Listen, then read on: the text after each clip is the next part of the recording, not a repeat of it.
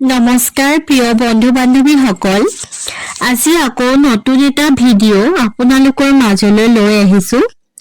আশা কৰোঁ আপোনালোকে মোৰ ভিডিঅ'টো শেষলৈকে চাব। প্ৰিয় বন্ধু বান্ধৱীসকল, আজিৰ ভিডিঅ'টোত আমি জানিম ৰাতিপুৱা এনে কোনকেইটা ভুল আমি কেতিয়াও কৰিব নালাগে। যিয়ে এইকেইটা ভুল কৰে তেওঁলোকৰ ঘৰখনত মা লক্ষ্মী কেতিয়াও বাস নকৰে। মা লক্ষ্মীয়ে বহুত কষ্ট পায় এইকেইটা ভুল কৰিলে। আপুনি যদি ৰাতিপুৱা উঠি এইকেইটা কাম কৰে তেন্তে আপোনাৰ পৰিয়ালটো বিনাশৰ মূল কাৰণ এইটোৱেই হ'ব। প্ৰিয় বন্ধু বান্ধৱীসকল, মই জানো যে আমি সকলোৱে আমাৰ ঘৰখন বা আমাৰ পৰিয়ালটো শেষ হৈ যোৱাটো কেতিয়াও নিবিচাৰোঁ। প্ৰিয় বন্ধুসকল, ৰাতিপুৱাই যদি আপুনি এই বস্তুটো খায় তেন্তে আপুনি টকা পইচাৰ অভাৱত কেতিয়াও নপৰে। কেতিয়াও আপুনি দৰিদ্ৰ নহয়। সদায় আপুনি মনে বিচৰা ধৰণে সকলোখিনি সুখ লাভ কৰিব। ভগৱান শ্ৰীকৃষ্ণই এইটো কৈছে যে যি মানুহে ৰাতিপুৱা এই বস্তুটো খায় তেতিয়াহ'লে সেইজন ব্যক্তি কেতিয়াও টকা পইচাৰ অভাৱত নপৰে। তেওঁ খুব সোনকালেই মা লক্ষ্মীৰ কৃপা পায় আৰু মা লক্ষ্মীয়ে তেওঁক ঐশ্বৰ্য বিভূতিৰে ভৰাই তুলিব। বন্ধু বান্ধৱীসকল, আপুনিও হয়তো এনেকুৱা কিছুমান ব্যক্তিক লগ পাইছে যাৰ ঘৰত টকা পইচাই মুখ নেদেখা হৈছে। যিমান ইনকম কৰিলেও তৎক্ষণাত টকা পইচা শেষ হৈ যায়। ঘৰখন দুখ দাৰিদ্ৰত পৰি কঙাল হৈ যায়। কিছুমান এনেকুৱাও ঘৰ আছে যিখন ঘৰত এসাঁজ খাই আন এসাঁজ নোখোৱাকৈও থকা দেখিছোঁ। কিন্তু মই কোৱা মতে এই নিয়মখিনি পালন কৰি ঘৰখন উন্নতি হোৱাও মই দেখিছোঁ। হয়তো এইবোৰ আপোনাৰ লগতো হ'ব পাৰে, কিন্তু এইবোৰ হোৱাৰ কাৰণটো হয়তো আপুনি গম নাপাবও পাৰে। প্ৰিয় বন্ধু বান্ধৱীসকল, এইবোৰ হোৱাৰ মূল কাৰণটো হ'ল আপুনি কৰা কিছুমান ভুল। আপুনি এনেকুৱা কিছুমান ভুল জীৱনত কৰিছে যাৰ কাৰণে আপোনাৰ জীৱনত এনেকুৱা দশা হৈছে। আমাৰ ককা দেউতাহঁতেও এইবোৰ কথা আমাক বুজাইছিল। হয়তো আমি তেতিয়া এই বিষয়টো ইমান গুৰুত্ব দিয়া নাছিলোঁ। কিন্তু এতিয়া যেতিয়া আমাৰ দ্বাৰা হৈ যোৱা ভুলবোৰৰ বাবে আমি এনে দিনত ভুগিছোঁ, সেয়ে আমি এই বিষয়ে চিন্তা চৰ্চা কৰিছোঁ। এনেকুৱা ক'তনো কি ভুল কৰিলোঁ যাৰ বাবে আমি ইমান দৰিদ্ৰতাৰ দিন ভুগিবলগীয়া পৰিছে। আমাৰ ঘৰত দৰিদ্ৰতা অহাৰ কাৰণ আমি নিজেই। আমাৰ দ্বাৰা অজানিত হৈ অহা ভুলৰ কাৰণে আমি জীৱনত সফল হোৱাত ই বাধা প্ৰদান কৰিছে। যদি আপুনিও ৰাতিপুৱা এই কামকেইটা কৰিছে তেতিয়াহ'লে আপুনি দৰিদ্ৰতাক নিজেই আপোনাৰ ঘৰলৈ আমন্ত্ৰণ কৰিছে। সেইকাৰণেই প্ৰিয় বন্ধু বান্ধৱীসকল, মই আজি আপোনালোকক এই বিষয়ে ক'ম যে আপুনি ভুলতো ৰাতিপুৱা শুই উঠি এই কামকেইটা নকৰে যেন। প্ৰিয় বন্ধু বান্ধৱীসকল, তেতিয়াহ'লে আহকচোন জানো কোনকেইটা কাম ৰাতিপুৱা শুই উঠি কৰিব নালাগে। আজি আমি এই ভিডিঅ'টোত জানিম যে এনেকুৱা কি বস্তু খালে যিটো খালে আমাৰ ঘৰত দৰিদ্ৰতা নাহে, আমি টকা পইচাৰ অভাৱত পৰিবলগীয়া নহয়। প্ৰথম কামটো হ'ল আইনাত আপোনাৰ মুখখন চোৱা। প্ৰিয় বন্ধু বান্ধৱীসকল, ৰাতিপুৱা শুই উঠি কেতিয়াও আইনাত আপোনাৰ মুখখন নাচাব। শাস্ত্ৰত এই বিষয়ে বহুতো কথা উল্লেখ কৰিছে যে কেতিয়াও প্ৰথমে আইনাত নিজৰ মুখখন চাব নালাগে। ৰাতিপুৱা প্ৰথমে কেতিয়াও আপুনি আইনাত মুখখন নাচাব। যদি ৰাতিপুৱাই শুই উঠি আপুনি আইনাত নিজৰ মুখখন চায় তেন্তে আপুনি নিজেই দৰিদ্ৰতাক ঘৰলৈ মাতি অনাৰ গতে হ'ব। সেইকাৰণে ৰাতিপুৱা শুই উঠাৰ পিছত আইনাত নিজৰ মুখ কেতিয়াও নাচাব। বন্ধু বান্ধৱীসকল, দ্বিতীয় এই ভুলটো কেতিয়াও নকৰিব। ৰাতিপুৱা শুই উঠিয়েই খাদ্য নাখাব। বন্ধু বান্ধৱীসকল, আপোনালোকে ৰাতিপুৱাই শুই উঠি চাহ ভাত খায় নেকি? যদি খাই আহিছে তেতিয়াহ'লে এই ভুলটো আৰু কেতিয়াও নকৰিব।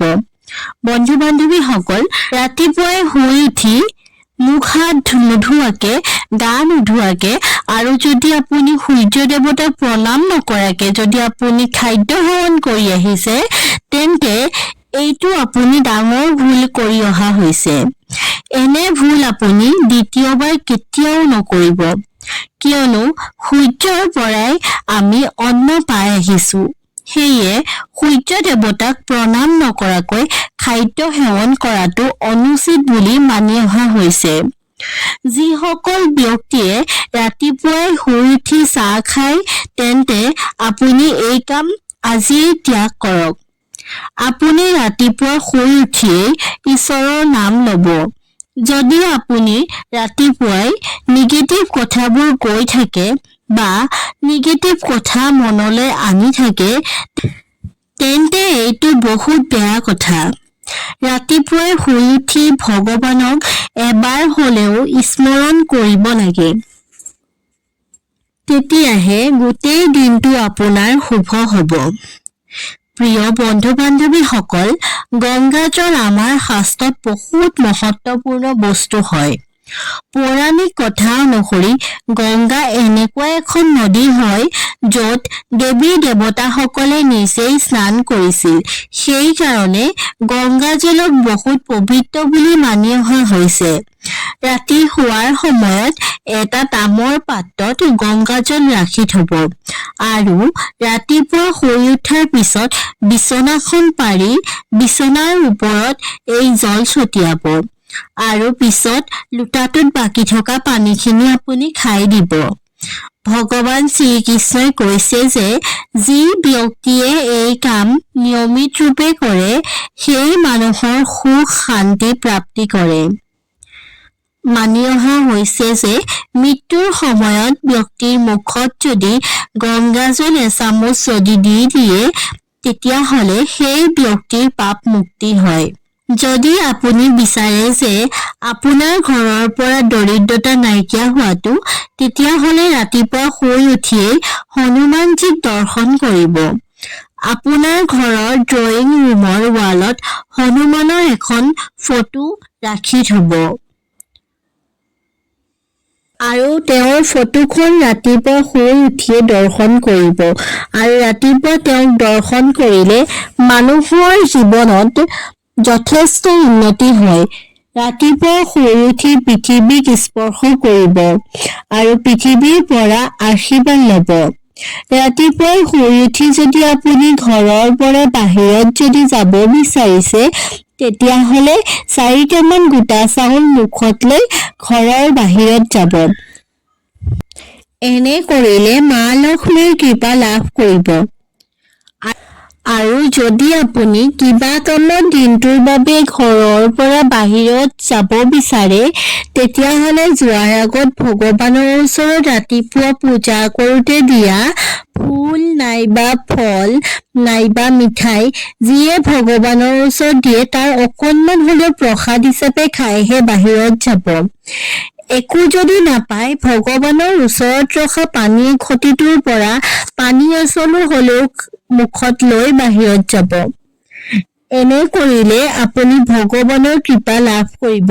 দিনটোৰ বাবে যি কাম মনত লৈ বাহিৰত যাব, সেই কাম আপোনাৰ সিদ্ধি হ'ব।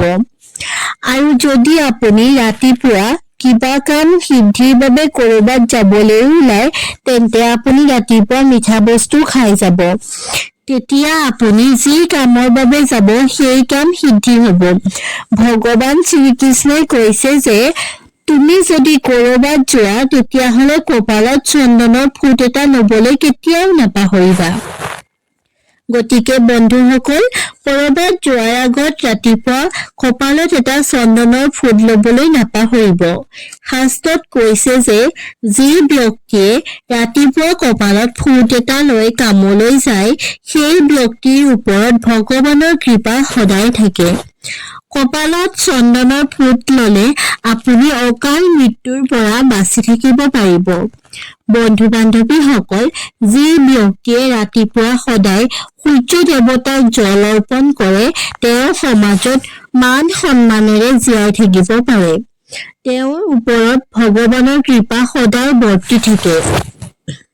তেওঁৰ সুস্বাস্থ্যৰ লগতে তেওঁ দীৰ্ঘজীৱী হয়। আপুনি সদায় বাহিৰত যোৱাৰ আগতে অকণমান দৈ আৰু অকণমান চেনি সদায় খাব। এনেকৈ খালে আপোনাৰ স্বাস্থ্যৰ লগতে আপোনাৰ দিনটোৰ বাবে শুভ হয়।